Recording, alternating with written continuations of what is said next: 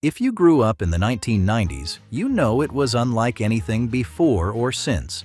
No smartphones in your pocket, no social media telling you what to think. You left the house after breakfast and your parents didn't need to track your every move. You had a Tamagotchi and you were personally responsible for a life. You went to the mall on a Saturday like it was the only destination that mattered, because it was. You wore things that made absolutely no sense and felt completely right about it. You argued about Sega versus Nintendo like something genuinely important was on the line. This is growing up in the 1990s, and if you were there, you already know. That jacket. The satin starter jacket in your team's colors. You could hear the fabric from across the hall.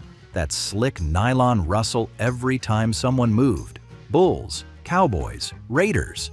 The logo was embroidered on the chest, and the team name ran across the back in thick block letters. Everyone had a team. Everyone had an opinion about your team. You wore it every single day for the first 2 weeks after you got it, regardless of the weather, because that jacket meant something, and you needed people to know it. And then there was the mall. The mall was the destination. Not a destination, the destination. You walked through the glass doors and the smell hit first. Auntie Anne's pretzels mixing with Bath and Body Works mixing with the leather near the shoe stores. You made a loop. Sam Goody if you were hoping to find a CD, KB Toys if you just wanted to touch everything. Orange Julius if you had $3 left. You could spend 4 hours in that building and not run out of things to do. Nobody needed a reason to be there. Of course, nobody can forget Tamagotchi. You killed it. You tried not to, but eventually you did. That tiny egg-shaped keychain had a small black and white screen and a creature inside that needed feeding, playing with, and cleaning up after around the clock. Teachers confiscated them. You kept yours in your pocket and checked it between every class.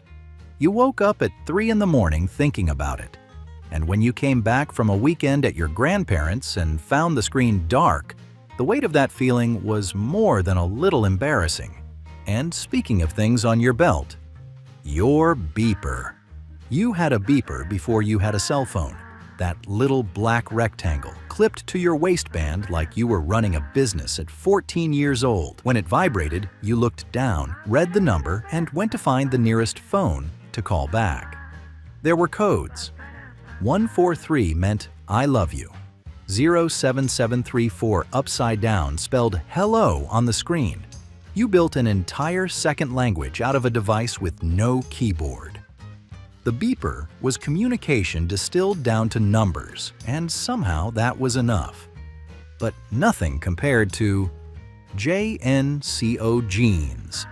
The leg opening was wide enough to fit both legs into, and that was clearly the point. JNCO jeans swept through schools like a slow tide. First one kid showed up in them, then 10, then the whole hallway was wearing denim curtains below the knee. The patch sat on the right thigh. The hem dragged the floor and collected everything in its path. Parents didn't understand them. That was the entire feature. You wore them with a chain wallet and a blank expression and felt genuinely untouchable. And after school, TRL. At 3:30, you dropped your backpack, grabbed whatever was in the fridge, and turned on MTV Total Request Live. Carson Daly in that glass booth above Times Square with the crowd screaming below him, counting down the top 10. You had opinions about that countdown. Backstreet Boys or NSYNC. Whether a rock video had any business being in the top 5.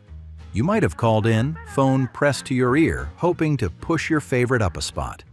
TRL was where music lived in the late 90s, and you showed up every afternoon. And speaking of things you collected, Mighty Morphin Power Rangers, 5 teenagers with attitude. The action figures were a few inches tall and they went everywhere with you. The Megazords stood about a foot high when fully assembled, all 5 Zords clicking together with a very specific plastic snap. And once it was built, it watched over your room from the highest shelf. The theme song played in your head whether you asked it to or not. And when the show came on and they went through the same morphing sequence every single episode, you never once got tired of it. And then there was Lisa Frank. Every Trapper Keeper, every notebook, every folder had a Lisa Frank somewhere on it. Leopards in hot pink and electric blue, dolphins in neon coral, unicorns surrounded by rainbows so saturated they almost hurt to look at. The sticker collection was its own separate enterprise. You traded them at lunch like they had a rate of exchange. You covered your binder until you couldn't see the cardboard underneath. Nobody was cool enough to pretend they didn't care about Lisa Frank, even the kids who said they didn't had one folder. And speaking of lunch, the kangaroo on the box was named Dunk, and Dunk was living his best life. Inside the tray, small vanilla or chocolate cookies on one side, frosting on the other. The job was to dip. You always ran out of frosting before you ran out of cookies, which meant the last few went in dry, which meant you started rationing around the fourth cookie. Dunkaroos in your lunchbox was a social signal. Getting them meant someone packed your lunch with care. Not getting them was what built character. Of course, nobody can forget Sega versus Nintendo. This was not a casual preference. You were either a Sega kid or a Nintendo kid, and there was no neutral position. The Genesis had Sonic, blast processing, and an edgier attitude. The SNES had Super Mario World, Donkey Kong Country, and a library built for entire weekends. Mortal Kombat landed differently on both systems. Sega had the blood code and Nintendo didn't, and everyone knew it. You argued about this in the lunch line. You defended your console like something real was actually on the line. And then there were the shirts. You put your hand on someone's shoulder and their shirt turned pink underneath your palm. That was the whole trick, and somehow it never stopped being interesting. Hypercolor shirts by Genera changed color with body heat, which meant you spent the day walking around with physical evidence of every tap on the shoulder, every hug, every time someone stood too close. The armpit area was a documented problem. Nobody cared.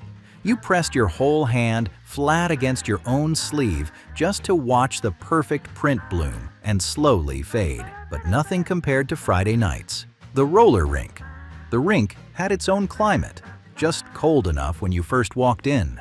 The floor was smooth wood, oval, with a mirror ball cutting slow dots of light across everything when the DJ turned the overheads down. Couples skate came on, and the whole place shifted. You either grabbed someone's hand or drifted toward the arcade games and the snack counter. The rental skates had orange wheels and smelled like 20 years of other people's afternoons. You laced them up without thinking twice and went. And speaking of shoes, you were walking and your shoes were flashing. LA Gear's LA lights had LEDs in the sole that blinked with every step, every jump, every time your heel hit the ground. You had no practical reason to need this technology. That was exactly what made it essential. You stomped harder just to get more blinks. In a darkened gym or a school hallway with the lights off for a movie, you became suddenly, unavoidably visible. Every kid wanted a pair. Every parent looked at the price tag and winced. Back in class. The Velcro strip across the front, the satisfying rip when you opened it. The rings inside that clicked shut with a precision that made homework feel slightly more manageable. Mead's Trapper Keeper came in every print they could imagine.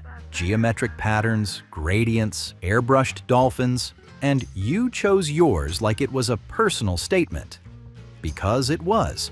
It held your folders, your handouts, your notes, your doodles on the back of everything.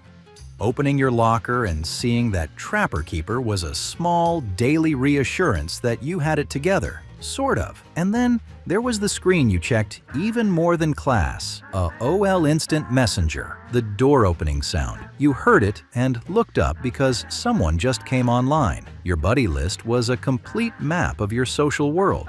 You spent 20 minutes writing an away message that communicated exactly the right mood. You used color formatting to make your text 3 colors at once because you could.